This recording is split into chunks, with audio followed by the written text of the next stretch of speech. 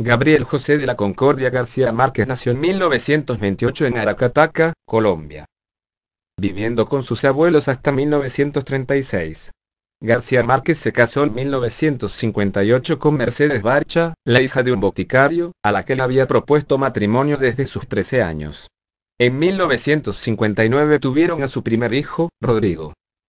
En 1961 se instaló en Nueva York como corresponsal de prensa latina. Tras recibir amenazas y críticas de la CIA de los exiliados cubanos, que no compartían el contenido de sus reportajes, decidió trasladarse a México. Posteriormente se establecieron en la Ciudad de México. 3 años después, nació su segundo hijo, Gonzalo, actualmente diseñador gráfico en Ciudad de México. Gabriel García Márquez ha sido ligado con el género literario del realismo mágico.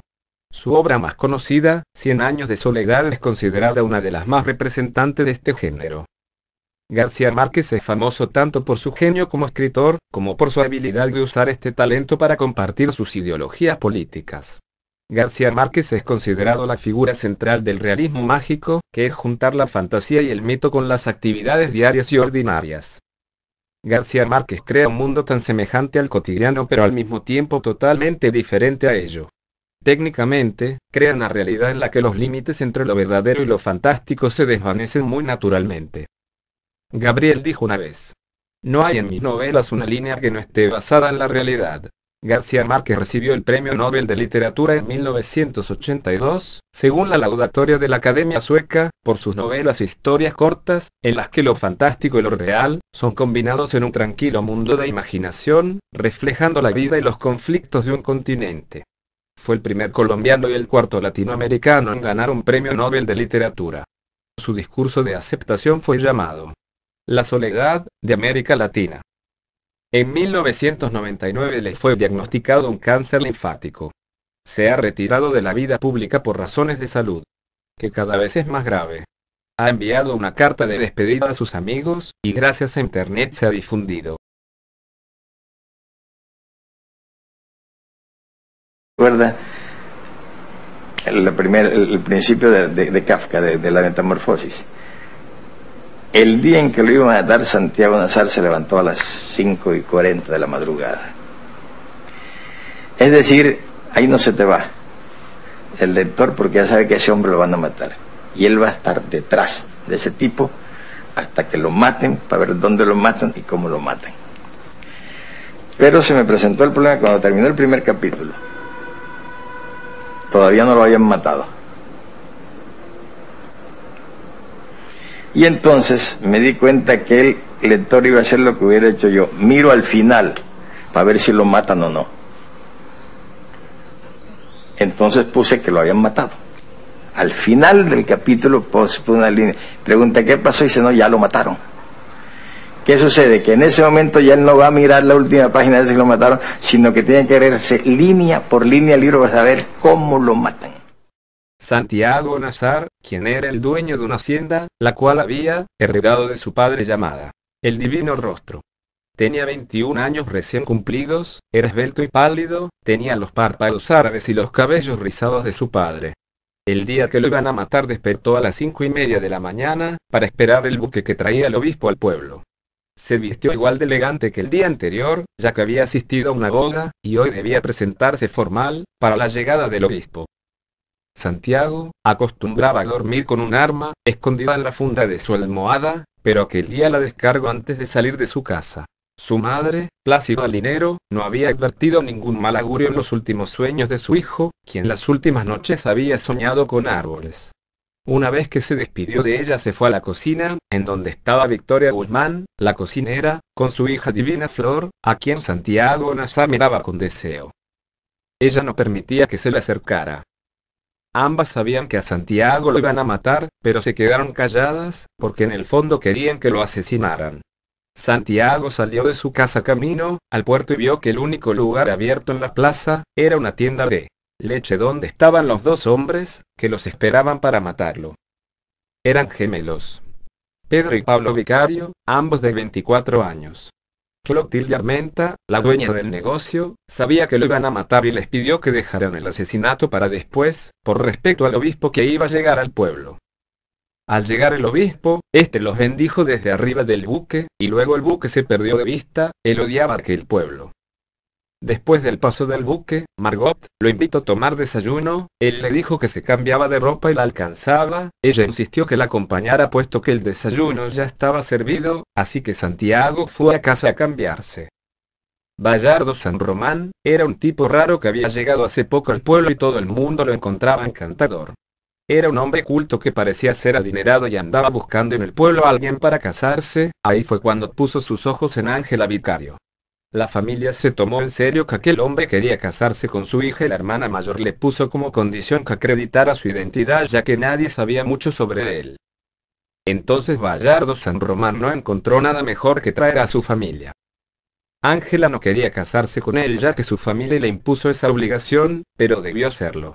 La boda fue algo impresionante, asistió mucha gente y costó muy cara. Esa noche, cuando los recién casados debían estar en su casa nueva, golpearon a la puerta de la casa de los vicarios. Era Bayardo San Román, que traía a Ángela de vuelta a casa a sus padres, porque encontró que no era virgen. Una vez que se hubo ido la madre de Ángela la molió a golpes y a sus hermanos la obligaron a decirle quién había sido el que la había deshonrado. Entonces ella respondió: Santiago Nazar. Margot era una de las pocas personas que todavía ignoraban que lo iban a matar. Los gemelos iban a matarlo con unos cuchillos cocineros que pasaron a afilar donde el carnicero. Entonces Pablo Vicario contó que iban a matar a Santiago Nazar, pero el carnicero no le creyó. Luego, fueron a tomarse una botella de aguardiente en la tienda de Clotilde, en donde también dijeron que iban a matar a Santiago, pero tampoco los tomaron en serio. Los hermanos Vicario habían contado sus propósitos a más de 12 personas, que habían ido donde Clotilde para comprar leche, y éstas lo divulgaron por el pueblo. Margot volvió a casa rápidamente. Aquella noticia dejó perpleja a su madre, la cual salió corriendo hacia la casa de Santiago Nazar, y por el camino se encontró con una vecina, y le dijo: no se moleste, ya le han matado. La autopsia que le hicieron posterior a su muerte reveló que le hicieron 7 heridas mortales. El cuerpo fue expuesto a la contemplación pública. El cuerpo fue devuelto destrozado totalmente. El informe decía: parecía un estigma del crucificado. Los hermanos vicarios fueron encerrados por el alcalde en un calabozo mientras se les ocurría qué hacer con ellos. La familia Vicario se fue del pueblo.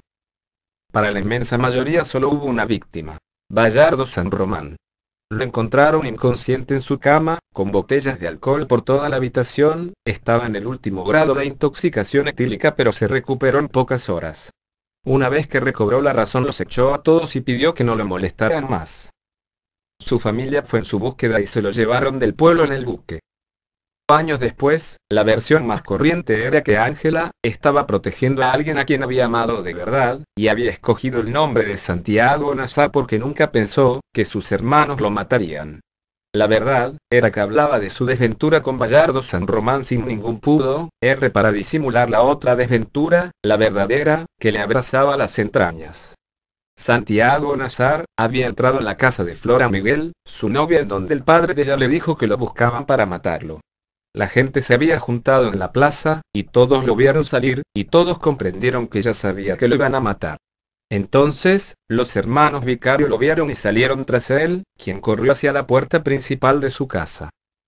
Plácido Alinero, a quien la cocinera ya le había contado que querían matar a su hijo, vio a los hermanos Vicario dirigiéndose a su casa con los cuchillos desnudos, pero no alcanzó a ver a su hijo, quien también venía en esa dirección, así que corrió hacia la puerta, y la cerró de un golpe.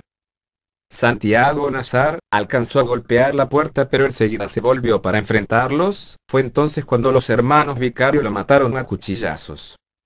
Santiago frente a la puerta boca abajo, tratándose de levantar de su propia sangre. Se incorporó de medio lado y se echó a andar en un estado de alucinación, sosteniendo con las manos las vísceras colgantes. Caminó más de 100 metros para darle la vuelta a la casa, y entrar por la puerta de la cocina. Atravesó el jardín de los vecinos encontrándose con Winifrida Márquez, y ella le preguntó qué le pasaba y él le respondió que lo habían matado. Tropezó en el último escalón pero se incorporó de inmediato, y hasta tuvo el cuidado de sacudir con la mano la tierra que le quedó en las tripas. Después entró en su casa por la puerta trasera, que estaba abierta desde las 6 y se derrumbó de bruces en la cocina.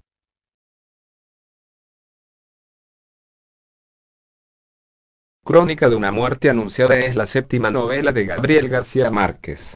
Se publicó en 1981 y su éxito ha sido y sigue siendo muy notable. Constituye su obra más realista pues se basa en un hecho histórico ocurrido en su tierra natal, ocurrido en 1951. Esta novela utiliza el orden no lineal, ya que no sigue el orden cronológico de la historia, pero, sin embargo, al leerla uno puede saber en qué parte de la historia va sin perder interés en la lectura. Oscila entre el uso de la lengua oral, en un registro coloquial o familiar. Esta historia mezcla entre novela policial, periodístico y fantasía nos lleva a ser uno más de esta historia, más allá de un lector o un personaje. Muchas personas pueden llegar a considerar a García Márquez un exagerador de la realidad, por sus trabajos con realismo mágico, pero quizás no es él quien exagera las cosas, sino que nosotros en nuestra vida cotidiana estamos acostumbrados a minimizarlas.